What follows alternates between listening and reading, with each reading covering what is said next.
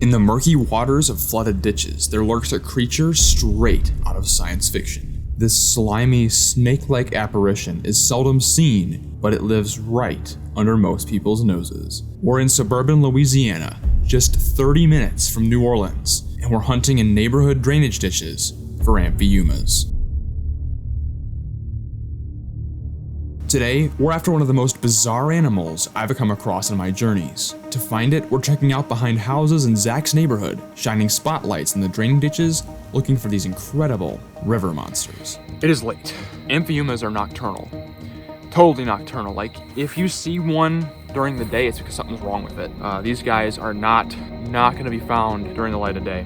Any seasoned explorer knows that searching around streams and other water sources will yield the craziest creatures. But while these aquatic environments will yield some of the strangest animals you'll ever see during the daytime, nighttime in a stream is a whole different story. As the temperatures cool and the cover of darkness falls, the amphibians dominate the landscape. And here in southern Louisiana, the Amphiuma is the king of the amphibians. So it's after midnight now. The surface temp is a lot cooler. It's actually pretty cool outside, and these Amphiumas are emerging. Being this late, we have some new dangers, and that is the fact that we are shining bright lights behind the neighborhood. We're literally in a little drainage ditch alongside a greenway in the back of Zach's neighborhood. And the thing is, 30 minutes out from New Orleans, shining lights in the middle of the night, people get a little suspicious. And we gotta be very careful to both keep our lights down and into the ditch and focus on searching for the Amphiumas, and we gotta keep our voices low. We gotta make sure we're being as quiet as possible. You know, not just to try and avoid spooking the salamanders, but to avoid spooking the neighbors and having the cops call on us. All right, so just take net and go for it. All right, so what's the method here? Just kind of scoop it up. Scoop up that whole thing.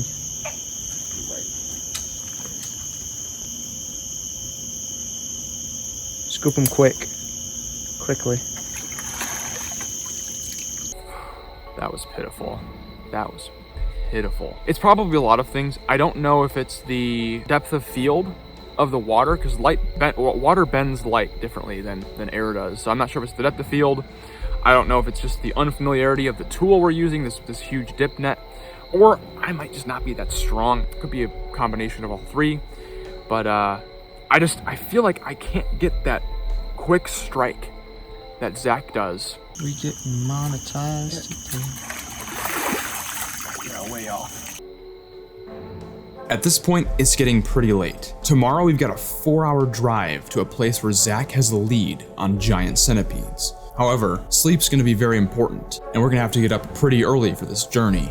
So we'd better find an Amphiuma soon, or this entire search will be a bust. We've missed pretty much every Amphiuma in this stretch of the ditch. Zach's leading us along to a different spot, kind of further down, a little bit more overgrowth, so actually seeing them is gonna be tough. But his hopes is if we don't see one over there, we'll be gone long enough that we can circle back, and some of the Amphiumas we missed may have come back out of their burrows, feeling safe from predators again. Fingers crossed, because we are running short on time. 6 a.m. is coming, whether we're asleep or not. I missed that? No way. Oh. Got it. Nice. Big old Amphiuma. 3-toed Amphiuma. There you go. So weird looking. Slimy doesn't begin to describe this amphibian. You physically cannot grip him, which is perplexing to me. But this is... Come on. Maybe if I can just use his weight, maybe? Oh my gosh, there's no friction at all. Even like other types of salamanders, I could typically grip them to some degree, but maybe, nope. Let's try, come on. This is a 3-toed Amphiuma, one of the longest salamanders in the US at full length. Found him right here in a random ditch. It just baffles me that such a large, crazy looking amphibian is just casually living in a neighborhood ditch. And people just live here, and it's just here. I don't know, it's so perplexing to me that something this strange looking lives right alongside people. It looks like something out of Stranger Things. Like, I could literally see this being the next thing coming out of the Upside Down. And wow, I can't even, like, this is the closest I can get to holding it. It's almost like getting a controlled fall as it slips out of my hands. Because this guy, wait, maybe. All right, it's like, I'm not even sure how he's slithering like this because I don't feel him moving. When I tell you, this animal is like nothing I've ever worked with before. I thought it was gonna be like holding a snake that was like stickier or something, like a frog. After it's been out of water for a while, it's a little bit sticky.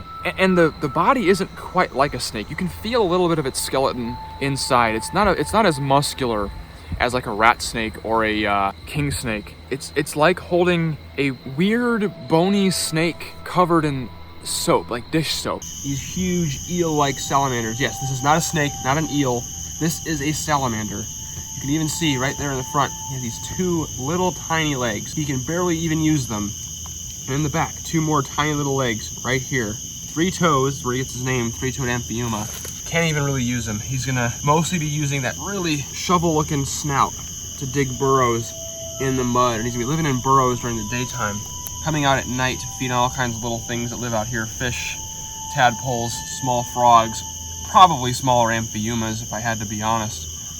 These guys aren't really gonna see very well. They're gonna hunt more by like vibrations and things in the water, which means if a small Amphiuma is nearby and it makes a good enough enticing vibration or some kind of signal that food is nearby, I'm sure he wouldn't pass up a smaller one of his own species. They're pretty chill, but they have a serious bite. They bite? Oh yeah, they've got super sharp teeth. Amphibians with teeth? Oh yeah, that's new to me. they have a serious bite. I know ensatinas bite, the weird salamanders out on the west coast, but I didn't know that. How often do they bite? They're not really like aggressive by any means. Like they're not gonna like, most of them aren't gonna go out of their way to bite you even in self-defense. Like this one, as you can see, hasn't even opened his mouth. But I can tell you from experience that it definitely breaks skin and is definitely worse than most snake bites. Like it's more of a power bite than a like a sharp teeth bite. Like they just slam those teeth. Dang. And they're very sharp. They're kind of like very sharp lizard teeth. I would actually compare the bite of an Amphiuma similar to an iguana of a similar mouth size. So wow, yeah, that's impressive. That definitely makes me a little bit more careful handling him. He's pretty chill. Yeah, he's just kind of chilling. They're not typically gonna bite or anything. What would like you that. have to do to get an Amphiuma to bite you? Probably just stick your finger right by his nose. Occasionally you get a grumpy one that's like genuinely gonna try to bite you. Yeah. Look at that. My hand. You can see in the light, look at that, it's covered in slime. That is incredible. 3-toed Amphiuma, a lesser known thing out here, but a very, very interesting one nonetheless. Tomorrow is the big day. We're heading 4 hours north central Louisiana, looking for a dream animal of mine, the giant desert centipede. But 6 a.m., it's gonna be very early tomorrow.